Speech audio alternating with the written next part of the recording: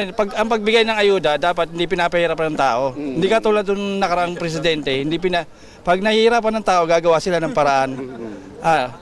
Stop muna natin, gawa tayo ng paraan para mapadali. 11 ng umaga. Hanggang ngayon. Hindi pa nakukuha yung 5,000. Hindi pa. Oo.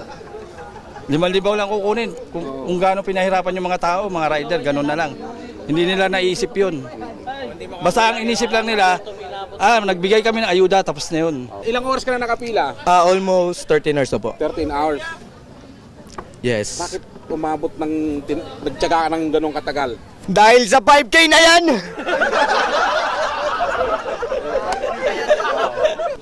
Gcash, online wallet. Para walang pila. Para walang pila. Para walang naghihintay dito ng mga tao!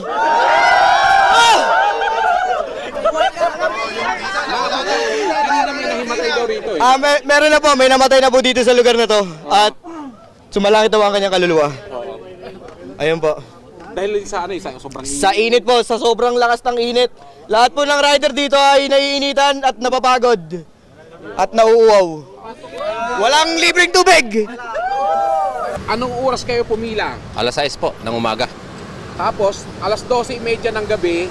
Ngayon na kami na-releasean.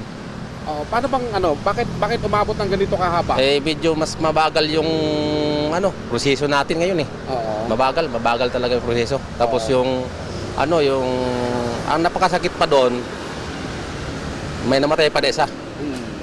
Kaya napakasakit doon. Isa sa kasamahan namin na namatay. Inatake. Wala.